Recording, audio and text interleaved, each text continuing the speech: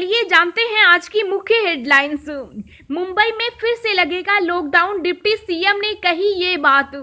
यात्रियों को तगड़ा झटका, महंगे हुए प्लेटफॉर्म टिकट 3 गुना अधिक हुआ दाम।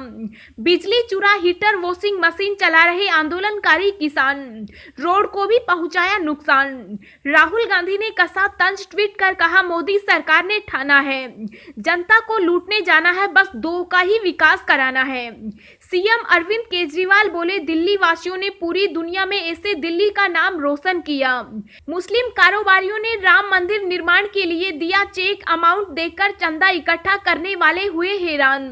संतों का टिकट पर तीखा हमला, बोले कांग्रेस के टुकड़ों पर पलने वाले देवी देवताओं पर न दे ज्ञान।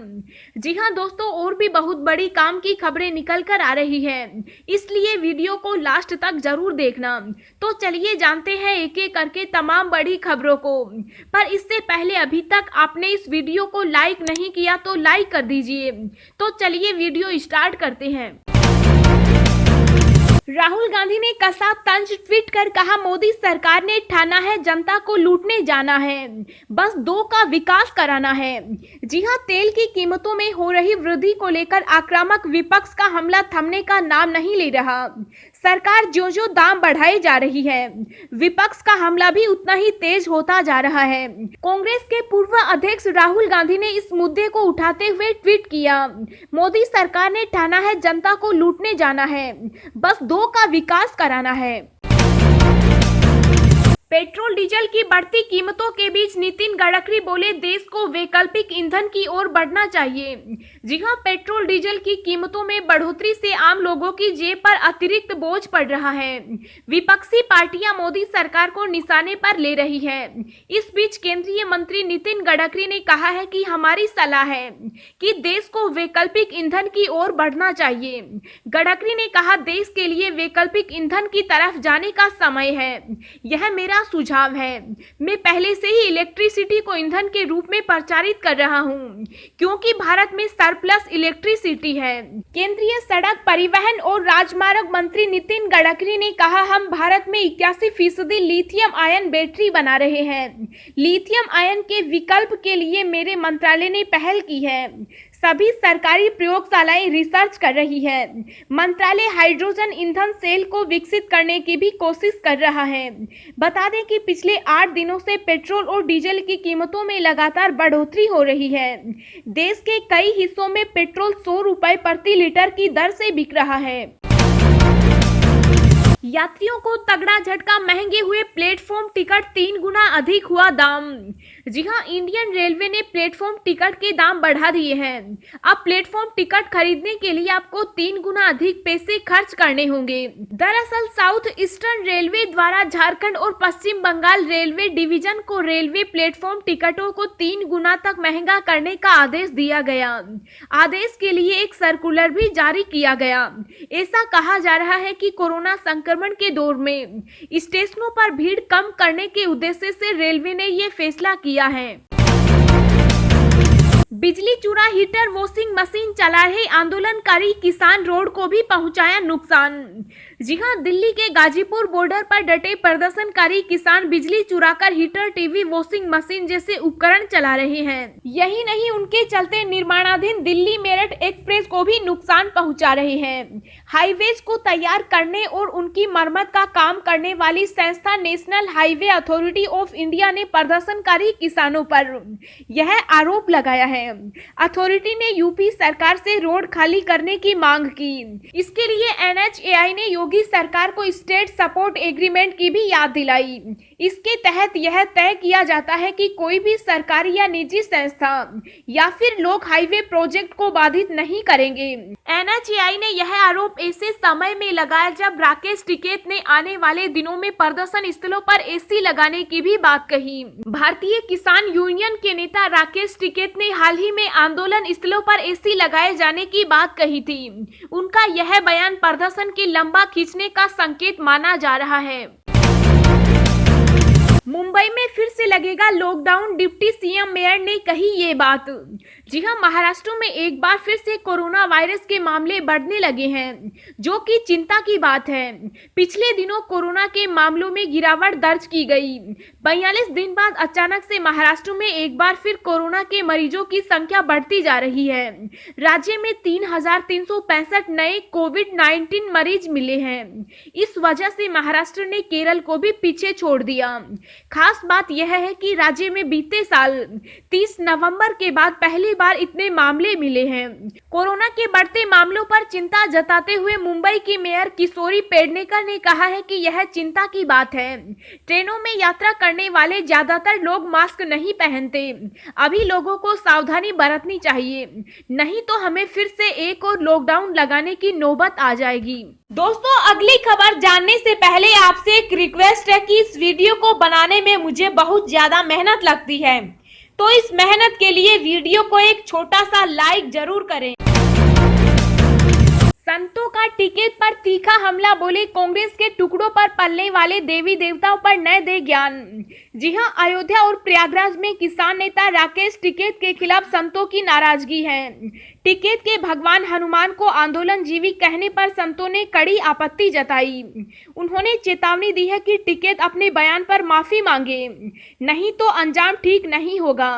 जगत गुरु परमहंस आचार्य का कहना है कि राकेश टिकैत का बयान दुर्भाग्यपूर्ण है, किसानों को बदनाम करने वाले कांग्रेसियों द्वारा प्रायोजित है। पीएम नरेंद्र मोदी द्वारा देश हित में जो भी कानून लाए गए, कांग्रेस उसमें रोड़ा बनी है।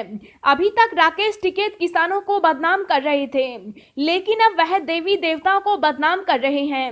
हनुमान भगवान पर टिप्पणी से साबित होता है वह किसानों के लिए नहीं लड़ रहे, सिर्फ कांग्रेस के फंडिंग से अपनी झोली भर रहे हैं। परमहंस आचार्य ने चेतावनी दी कि फंडिंग के पैसे से अपनी जेब घर भरने के लिए देवी देवताओं पर बयान न दें, नहीं तो इसका परिणाम बुरा होगा।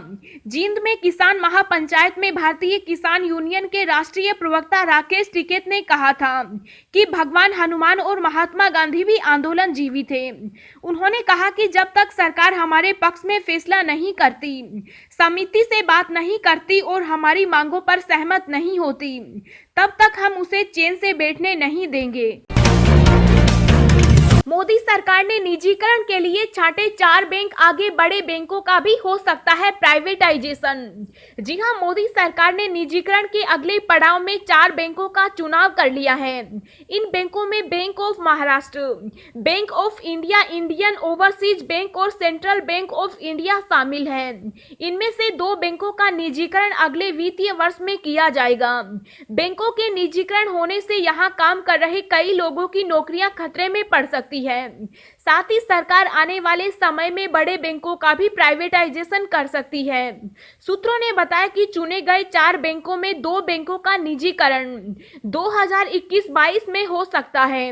असम में सरकार निजीकरण के जरिए अपने आय का स्रोत बढ़ाना चाहती है, इसलिए सरकार बड़े स्तर पर निजीकरण करने का प्लान कर रही है। किंग्स 11 पंजाब ने नीलामी से पहले किया बड़ा बदलाव, अब इस नाम से मिलेगी पहचान। जी हां, आईपीएल 14 की नीलामी से पहले किंग्स 11 पंजाब ने बड़ा बदलाव किया। इस फ्रेंचाइजी ने आगामी सत्र से पहले अपने नाम में बदलाव कर दिया। अब टीम को पंजाब किंग्स के नाम से जाना जाएगा।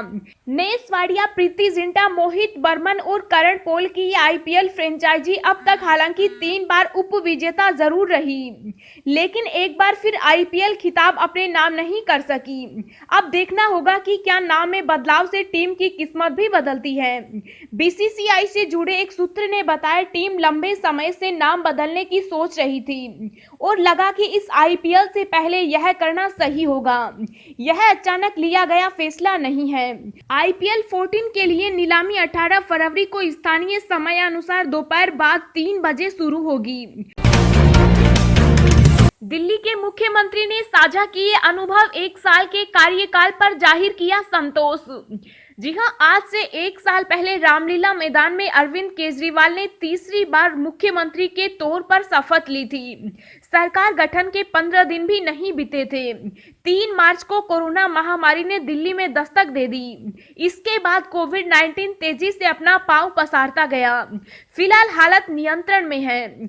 चुनौतियों के बीच गुजरे एक साल का अपना अनुभव साझा करते हुए मुख्यमंत्री अरविंद केजरीवाल ने कहा कि वह कोरोना प्रबंधन की दिशा में दिल्ली सरकार के कामकाज से वह संतुष्ट हैं। अरविंद केजरीवाल ने कहा, मुख्यमंत्री होने के नाते दिल्ली सरकार के कार्यकाल का एक साल पूरा होने पर आज मुझे इस बात को लेकर गर्व और संतोष है कि हमने कोरोना महामारी की विकट चुनौती को लगभग पराजित कर दिया।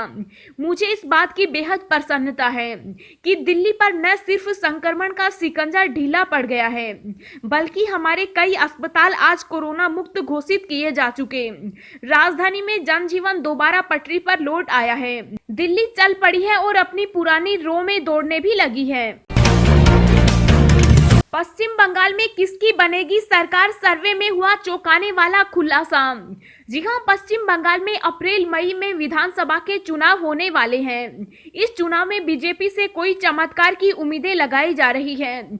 वहीं दूसरी तरफ सत्ताधारी टीएमसी फिर से वापसी की तैयारी में जुटी है। इस बीच सीएनएक्स के ओपिनियन पोल में ममता बनर्जी इस बार भी सत्ता पर काबिज होती दिख रही है। सर्वे के मुताबिक ममता की पार्टी टीएमसी को इस चुनाव में 151 सीटें मिल सकती है। वहीं बीजेपी को 117 सीटें मिलती दिख रही है। बड़ी बात यह है कि साल 2016 के चुनावों में बीजेपी को सिर्फ 3 सीटों पर जीत मिली थी, जबकि टीएमसी ने 211 सीटों पर जीत दर्ज की थी। सर्वे के मुताबिक कांग्रेस और सीएमसी के गठबंधन को इस चुनाव में मात्र 24 सीटें ही मिलेगी, जबकि अन्य के खाते में 2 सीटें जाती दिख रही हैं। अब हम आपको अगले 24 घंटों के संभावित मौसम पूर्वानुमान के बारे में बता रहे हैं। अगले 24 घंटों के दौरान दक्षिणी और दक्षिण पूर्वी उत्तर प्रदेश, मध्य प्रदेश के पूर्वी और मध्य भागों में, छत्तीसगढ़ के कई शहरों के साथ साथ विदर्भ के अधिकांश भागों में हल्की से मध्यम वर्षा के आसार हैं। इन भागों में 1-2 स्थानों पर भारी बारिश भी हो सकती है।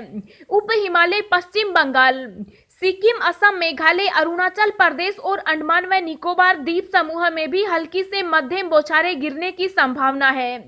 पश्चिमी हिमालय राज्यों और उत्तर पश्चिम भारत के मैदानी शहरों में अधिकतम तापमान सामान्य से अधिक बने रहने की आशंका है। उत्तर भारत के मैदानी इलाकों में कोहरे की तीव्रता में अभी कमी आने के आसार हैं।